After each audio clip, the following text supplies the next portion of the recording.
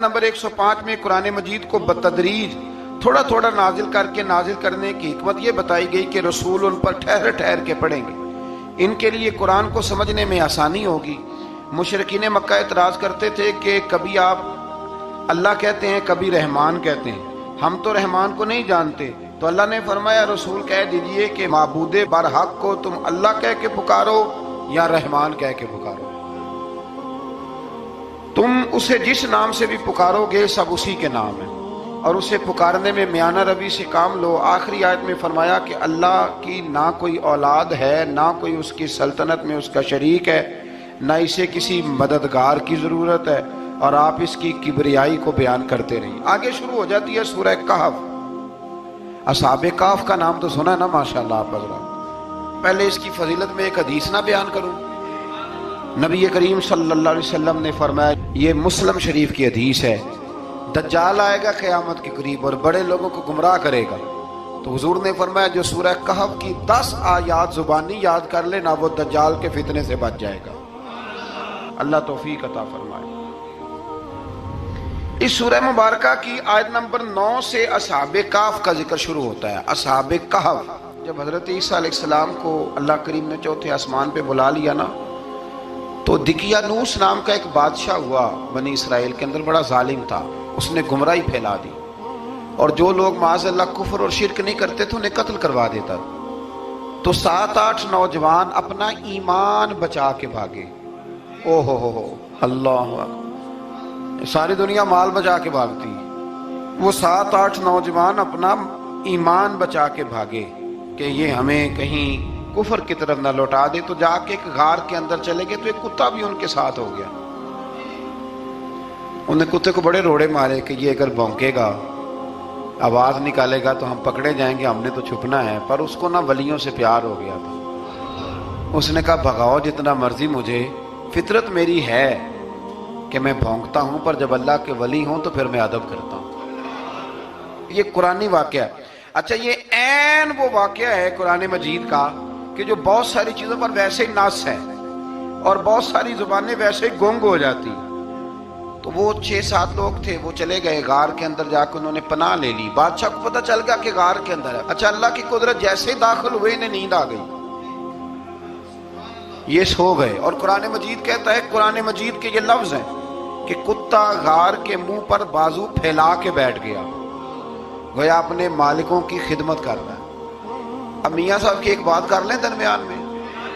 میاں صاحب فرماتے ہیں، جنہ تنا وچ عشق نہ رچیا، کتے ہونا تھی چنگے، اور چلو مالک دے کر راکھی کر دے، صابر بھوکے ننگے۔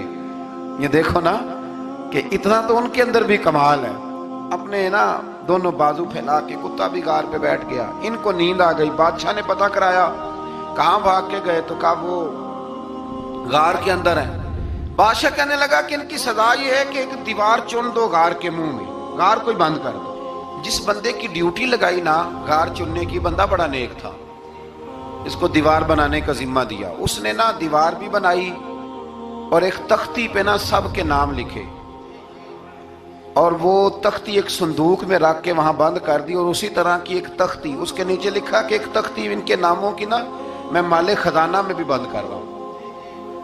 اللہ تبارک و تعالیٰ کی قدرت کے بعد مفسرین نے لکھا ہے وہ 100 سال تک سوئے رہے، اور بعض نے لکھا ہے کہ 300 سال تک سوئے رہے۔ 300 سال کے بعد اس طرح ہوا کہ حکومتیں بدل گئیں۔ بیدروس نام کا ایک بادشاہ آ گیا، وہ بڑا نیک دل تھا، اس نے ہر طرف حضرت عیسیٰ علیہ السلام کی شریعت کا پھر سے نعرہ بلند کیا۔ اب نا کچھ لوگ ایسے تھے جو منکر ہو گئے تھے کہ مرنے کے بعد دوبارہ کیسے اٹھیں گے۔ بادشاہ ایک دن حجرے میں گیا، جا کے دعا مانگی، یا اللہ کوئی ایسی بات دکھا جس سے لوگوں کا ایمان پکا ہو جائے۔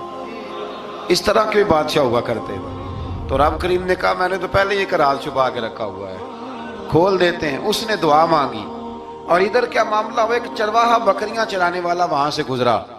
اس نے سوچا یہ دیوار ہے، اگر اس کا منہ کھول لوں نا کبھی تو میری بکریاں یہاں تھوڑا سا دھوپ کے اندر سستا لیا کریں گی۔ اس چرواہے نے کیا کیا کہ اس نے وہ دیوار گرائی تاکہ میری بکریاں اندر جایا کریں۔ وہ دیوار گرائی تو اس نے اندر 6-7 لوگ سوئے ہوئے دیکھے، اور کتا بھی سویا ہوا دیکھا۔ اللہ تبارک و تعالیٰ اپنی قدرت سے، اپنے فضل سے ان کی کروٹیں بھی بدلتا رہا، اپنی قدرت سے۔ ایک طرف انسان پڑا رہے نا تو اعضاء گل جاتے ہیں، ان کی کروٹیں بھی بدلی جاتی، مناسب روشنی بھی دی جاتی، حرارت بھی۔ اس نے دیوار گرائی تو ان کی آنکھ کھل گئی، ایک دوسرے سے کہنے لگے آج تو بڑی گہری نیند سوئے ہیں یار، آج تو لمبی نیند پوری کر لی، چلو بھوک بڑی لگی ہے ایک دوست کو بھیجو۔ یہ سارا واقعہ قرآن مجید میں موجود ہے، میں اپنے لفظوں میں بیان کر رہا ہوں۔ جاؤ ایک دوست کو بھیجو بازار سے نا کھانا لے آئے، پیسے وہی 300 سال پرانی کرنسی۔ وہ جب نان بھائی کی دکان پہ گیا نا سامان لینے، اس کو پیسے دیے تو نان بھائی نے ہاتھ پکڑ لیا، کہنے لگا میاں تو کدھر سے آیا، یہ کون سے پیسے؟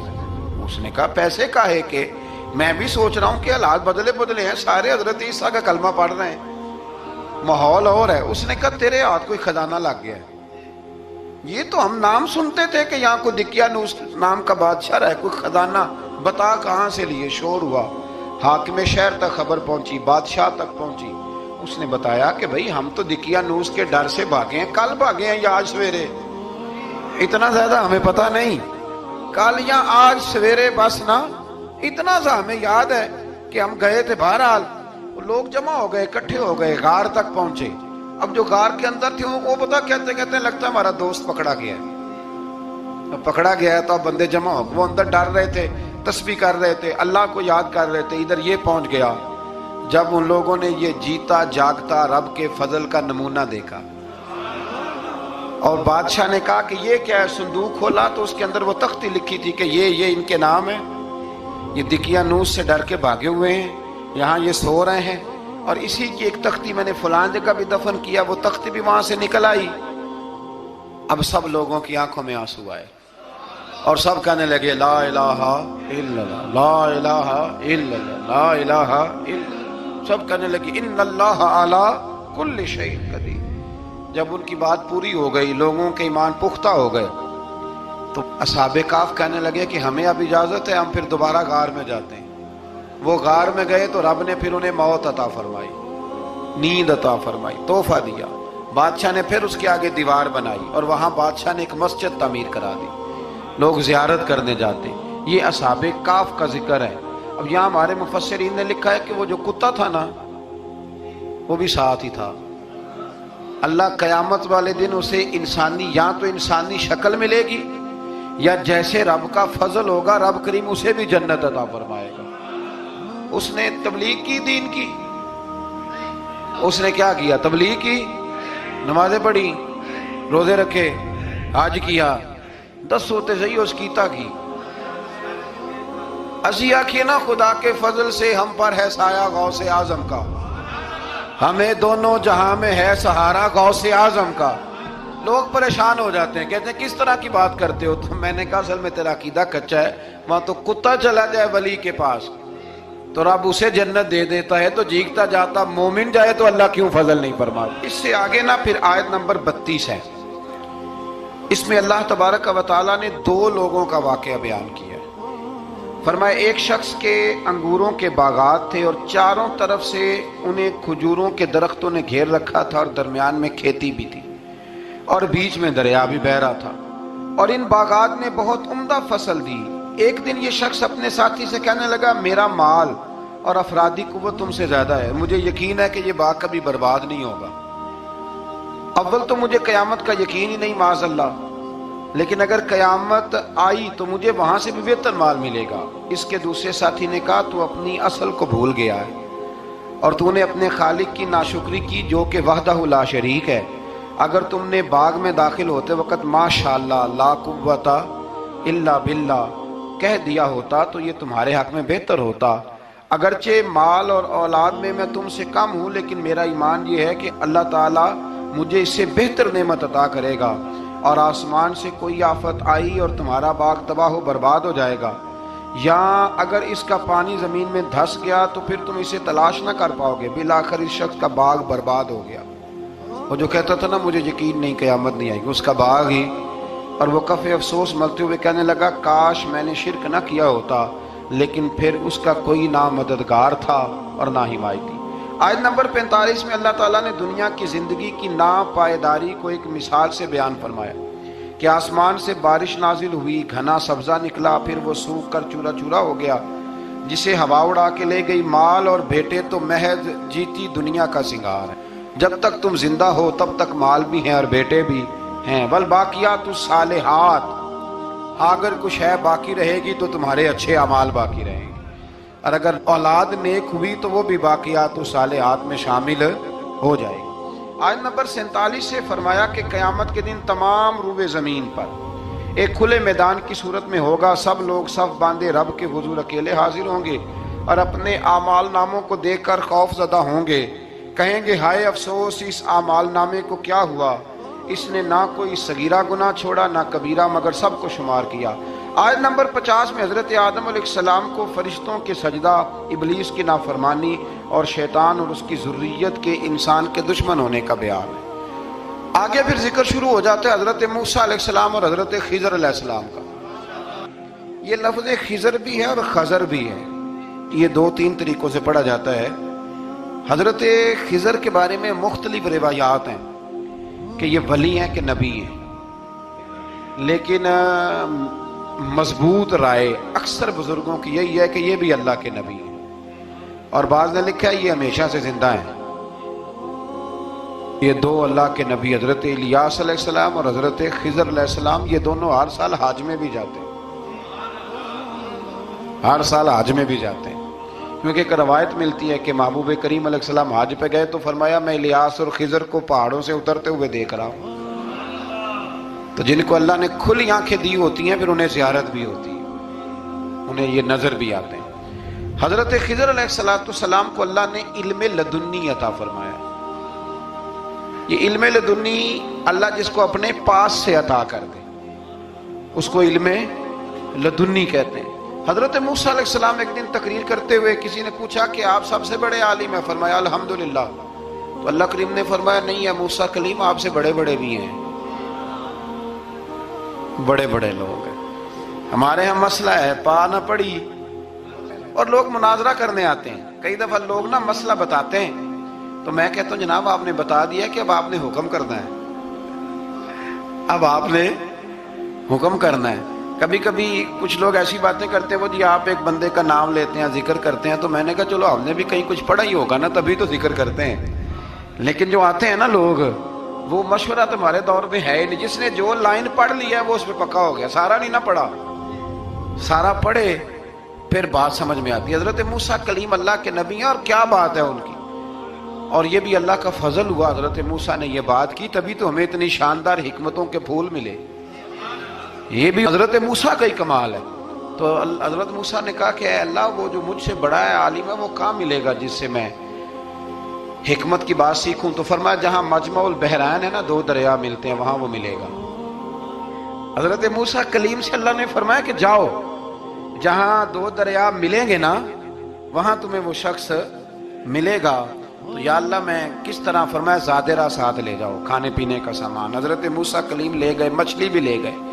فرمایا یہ مچھلی جہاں تمہارے برتن سے نکل کے دریا میں داخل ہو وہاں دریا میں شگاف پڑ جائے گا، وہاں وہ تمہیں شخص ملے گا۔ حضرت موسیٰ نے اپنے خادم حضرت یوشع بن نون علیہ السلام کو بھی ساتھ لیا۔ یہ بعد میں حضرت موسیٰ علیہ السلام کے جانشین ہوئے۔ یہ دونوں سفر پہ نکل گئے، ایک جگہ پہ پہنچے جہاں پہاڑ تھا، ساتھ دریا بھی تھا، اس کے نیچے آرام کرنے لگے۔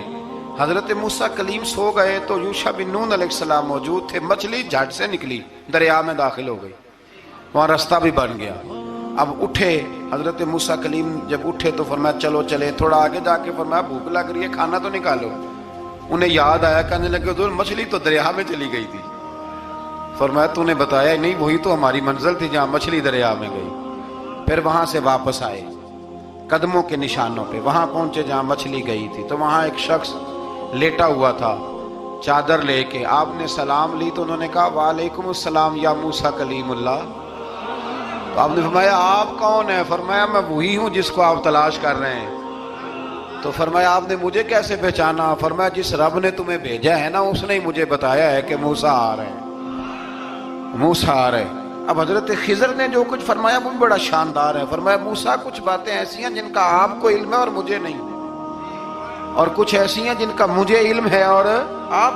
اللہ اکبر، یہ کبھی ہماری سمجھ میں بات آ جائے یہ کبھی سمجھ میں آ جائے. کچھ باتیں ایسی ہیں جس کا مجھے علم ہے اور یہ بڑے بڑے سیانے بندے نہیں مانتے. بڑے بڑے میں عالم ہوں جی، تو آپ عالم ہیں میاں ایک شعبے کے، لیکن بہت سارے دنیا میں شعبے ہیں نا. دین کے عالم کا درجہ سب سے بڑا ہے، لیکن قانونی مشاورت کرنی ہے تو آپ وکیل سے کریں گے. گاڑی کے بارے میں پوچھنا ہے تو کسی مکینک سے پوچھیں، لیکن آپ بن کے نہ بیٹھ جائیں. فرمایا جس کا آپ کو علم ہے مجھے نہیں، اور جس کا مجھے علم ہے ان میں سے آپ کو نہیں. تو کہا میں پھر آپ کے ساتھ رہنا چاہتا ہوں اور میں وہ سیکھنا چاہتا ہوں جو آپ بتا رہے ہیں. تو حضرت خضر فرمانے لگے صبر کر لیں کہ میرے ساتھ. یہ سب سے مشکل کام ہے، یہ سب سے، یعنی ہر بات کی تو یہاں لوگوں کو وضاحت چاہیے. کھانسے بھی تو آپ کو بتانا پڑے گا کھانسے کیوں، ہنسے بھی تو آپ کو بتانا پڑے گا ہنسے کیوں. بے بزرگ ہیں، بزرگوں کی باتوں میں حکمتیں ہوتی ہیں، لیکن ہم حکمت کی طرف جانے کو تیار نہیں ہوتے. ہمیں تو فوری طور پہ جواب چاہیے، حل چاہیے. حضرت موسیٰ علیہ السلام جناب خضر کے ساتھ چلے. فرمایا صبر کروں گا، میں چلتا ہوں آپ کے ساتھ. دریا کے قریب گئے کشتی میں بیٹھنے کے لیے، تو کشتی والوں نے حضرت خضر کو پہچان لیا، بغیر کرائے کے سوار کرایا. اور جب پار اترنے لگے تو حضرت خضر نے کشتی کا ایک تختہ ہی توڑ دیا. حضرت موسیٰ کہنے لگے یہ آپ نے کیا کیا؟ انہوں نے نیکی کی، آپ نے تختہ توڑ دیا. فرمایا آپ کو کہا تھا نا آپ نے صبر نہیں کرنا، آپ کو کہا تھا نا. فرمایا چلو میں صبر کروں گا. تھوڑا آگے گئے تو ایک نوجوان لڑکا، ابھی چھوٹی عمر ہے، وہ ملا. حضرت سیدنا خضر علیہ السلام نے اسے قتل ہی کر دیا. فرمانے لگے آپ نے قتل ہی کر دیا؟ ایک قرآن مجید ہے بھائی. میں کبھی کبھی سوچتا ہوں یہ ہم کسی درویش کی بات سناتے تو بندے اڑ جاتے، فتوے نکلتے کہ نہ نکلتے. میرا خیال ہے ہر مسجد سے نکلتے، اور فتوے ایک ایک جتنے مسجد میں نمازی ہوتے سب کے ہاتھوں میں فتوے ہوتے. قتل کر دیا، قتل ہی ہو گیا بندہ. تو حضرت سیدنا موسیٰ علیہ السلام فرمانے لگے آپ نے قتل ہی کر دیا. فرمایا میں نے کہا تھا نا آپ نے صبر نہیں کرنا. آپ فرمانے لگے چلو اگر اب میں بولا نا تو بے شک آپ مجھے علیحدہ کر دیجیے گا. حضرت موسیٰ کلیم اب بولا تو علیحدہ کر دیا. ایک بستی میں داخل ہوئے، بستی کے لوگوں سے پانی مانگا تو انہوں نے پانی بھی نہ دیا، آرام کرنے کو جگہ بھی نہ دی. پر وہاں ایک دیوار گر رہی تھی، حضرت خضر علیہ السلام نے سیدھی کرنی شروع کر دی. ساری دیوار بنائی. تو حضرت موسیٰ کہنے لگے کن لوگوں کی خدمت کر رہے ہو جنہوں نے پانی بھی نہیں دیا، انہوں نے پانی تک نہیں پوچھا. فرمانے لگے بس بھئی آپ نے وعدہ کیا تھا کہ اب بولیں گے تو بے شک علیحدہ کر دینا. آپ بولیں اب آپ کا اور میرا ساتھ زیادہ نہیں چل سکتا. آپ بولیں، جو بول پڑے نا غلامی کرے تو رستے لمبے چلتے ہیں، اور جو بولے نا جس کو وضاحتیں چاہیے ہو وہ غلام نہیں ہوتا، اس کے ساتھ پھر باتیں لمبی. ہاں تو آنکھ بند کر کے چل. ہاں آزم یاتے لائیے ہی نا تجھے لائیے تھے، پھر آنکھ بند کر کے پیچھے چل کے بات ختم ہو گئی. حضرت خضر علیہ السلام نے جب کہا نا کہ اب آپ کا وعدہ ختم ہو گیا، فرمایا میں آپ کو جانے سے پہلے حکمت بتاتا ہوں. یہ وہ علم ہے جو اللہ نے مجھے اپنے پاس سے عطا فرمایا، یہ وہ ہے جو علم لدنی ہے. کہا جناب کیا مطلب؟ فرمایا وہ جو میں نے تختہ توڑا تھا نا، تو یہ مسکین بچے ہیں جن کی کشتی تھی، تو دریا کے اس پار بادشاہ کھڑا تھا، وہ جو صحیح صحیح کشتیاں ہوتی تھی قبضے کر لیتا تھا، اور جو تھوڑی سی ٹوٹی پھوٹی ہوتی تھی نا وہ چھوڑ دیا کرتا تھا. تو میں نے تھوڑی سی کشتی ان کی اس لیے توڑ دی ہے تاکہ دیکھے گا تو چھوڑ دے گا، اس لیے میں نے بھلا کیا ہے. اور فرمایا وہ جو بچہ میں نے قتل کیا نا وہ شروع سے ہی کفر کا دل دادا تھا، اس کے ماں باپ نیک تھے. اگر بڑا ہوتا جوان ہوتا تو ہو سکتا ہے ماں باپ کو بھی کفر میں مبتلا کر دیتا. اب اس کے بدلے اللہ انہیں صالح بیٹا عطا فرمائے گا. تو یہ بھی میں نے اللہ کے دیے ہوئے علم سے کیا. اور فرمایا یہ جو دیوار میں نے نبی ہو کے یا ولی ہو کے مزدوری کر کے دیوار بنائی ہے نا، اللہ اکبر. فرمایا یہ دیوار عام لوگوں کی نہیں، یہ یتیم بچوں کا خزانہ ہے دیوار کے نیچے. یہ گر جاتی تو خزانہ ظاہر ہو جاتا، اور بچائی اس لیے ہے کہ وکان ابوہما صالحا، ان بچوں کا باپ نیک آدمی تھا. ان کا باپ، قاضی ثناء اللہ صاحب پانی پتی فرماتے ہیں ڈائریکٹ باپ نہیں تھا، 7ویں نسل میں جا کے باپ بنتا تھا. سن لیں یہ بھی بات، ایک بندہ نیک ہو تو اس کی 7 نسلوں تک رب خزانوں کی بھی حفاظت فرماتا ہے. اب آپ اندازہ فرمائیں کہ بات کتنی دور تک جاتی ہے۔ بزرگوں کی باتوں میں نا حکمتیں ہوتی ہیں، دانائیاں ہوتی ہیں۔ یہ طریقت کے جو لوگ ہوتے ہیں انہیں سبق یہ دیا جاتا ہے کہ آمنا و صدقنا، ماننا ہے اور تصدیق کرنی۔ ہمارا معاملہ یہ ہے کہ یہاں وضاحت دینی پڑتی، وہ جی وہاں کیا ہوا تھا، وہ جو گاڑی آپ کے پاس ہے تو وہ کہاں سے آئی، تو وہ جو کل آپ نیا جوڑا پہن کے آئے تھے تو وہ کدھر سے آیا۔ تو جو لوگ وضاحتیں مانگتے ہیں وہ اپنے نہیں ہوتے، ان کا غلامی کا رشتہ نہیں ہوتا۔ حبیب اور ہوتا ہے، شریک اور ہوتا ہے۔ شریک وضاحتیں مانگتے ہیں، حبیب محبت کرتے ہیں۔ ہمارا آج سب سے بڑا المیہ یہ ہے، سب سے بڑا، کہ ہم کسی حکمت کے تحت کوئی بندہ اگر کوئی کام کر رہا ہے تو مجبوری ہے کہ ہمیں وہ حکمت بتائی جائے، ایسا نہ کریں۔ یہ طریقہ حضرت غوث اعظم رضی اللہ تعالیٰ عنہ، حضور غوث پاک رضی اللہ تعالیٰ عنہ کو ایک شخص ملنے آ گیا۔ ملا علی قاری نے لکھا ہے، آپ کے ایک مرید نے کہا چل میرے پیر سے ملنے، کہنے لگا میں نہیں جاتا ملنے کسی پیر شیر سے، کہا نہیں آؤ تو صحیح۔ وہ آیا نہ تو اس نے دیکھا کہ 50 گھوڑے عربی نسل کے کھڑے ہیں غوث پاک کے دروازے، موٹے تازے چوڑے عربی نسل کے گھوڑے۔ اس کے ذہن میں خیال آیا، کہنے لگا یار سواری کے لیے اگر رکھے ہیں تو ایک بھی کافی تھا، 50 کی کیا ضرورت تھی۔ اللہ اکبر۔ اب واقعی 50 کھڑے تھے، مرید کے پاس جواب ہی کوئی نہیں تھا، کہنے لگا یار پتہ مجھے بھی کوئی نہیں، لیکن حضرت صاحب نے رکھے ہیں تو حکمت ضرور کوئی ہوگی، حکمت ضرور کوئی، اس کی کوئی حکمت ہوگی۔ اللہ اکبر۔ وہ چلے گئے واپس۔ وہ روز تنقید کرتا، کیسا تیرا پیر ہے 50 گھوڑے رکھے ہوئے، کیسے تیرا پیر ہے 50 گھوڑے رکھے ہوئے۔ کچھ دن گزرے تو ملا علی قاری کہتے ہیں وہ اعتراض کرنے والے کے پیٹ میں کوئی تکلیف ہوئی، بغداد کے سب سے بڑے طبیب کے پاس گیا۔ اس نے کہا تیرا تو جگر تباہ ہو گیا ہے، عربی نسل کا ایک گھوڑا چاہیے، اس کو ذبح کریں گے، اس کا جگر نکالیں گے، اس کی دوائی بنا کے تجھے کھلائیں گے، اور 50 گھوڑے ہوں گے تو بچے گا۔ اب پریشان ہو گیا، کہنے لگا گھوڑے ہیں تو صحیح، پر جو میں حال کر رہا ہوں گا گھوڑے تو نہیں ملیں گے، میرا تو جوتوں والا کام ہے، وہ شاید مل جائیں۔ لیکن جب انسان مرنے لگتا ہے تو پھر اس کو ڈوبتے کو تنکے کا سہارا۔ اپنے دوست کے پاس گیا، کہنے لگا چل تیرے پیر کے پاس چلیں۔ اس نے کہا تجھے نہیں لے کے جانا، تو تنقید کرتا ہے۔ کہتا ہے ایک دفعہ چاہیے کیا، کہا گھوڑے۔ کہنے لگا تیرے لیے رکھے ہیں کوئی، جا دوڑ جا، میرے حضرت صاحب کی ضرورت کیا ہے۔ لیکن جب غوث اعظم کی خانقاہ میں داخل ہوئے نا تو حضور غوث اعظم اٹھ کے ملے۔ اللہ والے دلوں میں باتیں نہیں رکھتے، ماتھا چوما اور فرمانے لگے میاں تو ایک دن نا میری گلی سے گزر رہا تھا تو میری تیرے اوپر نظر پڑی، تو مجھے نظر آیا تو بیمار ہوگا اور تیرا علاج عربی نسل کے 50 گھوڑوں کی وجہ سے ہوگا، تو میں نے تیرے لیے لا کے کھڑے کیے ہوئے ہیں، تیرے لیے ہی کھڑے کیے ہیں۔ تو نا گھر بھی لے جانے کی ضرورت نہیں، چارہ بھی میرے مرید ہی ڈال دیا کریں گے۔ تو اس طرح کرنا، روز آنا ایک گھوڑا لے جانا، پھر اگلے دن آنا تو دوسرا۔ وہ خدا کے بندے تیرے لیے رکھے تھے، تو تنقید کر رہا ہے۔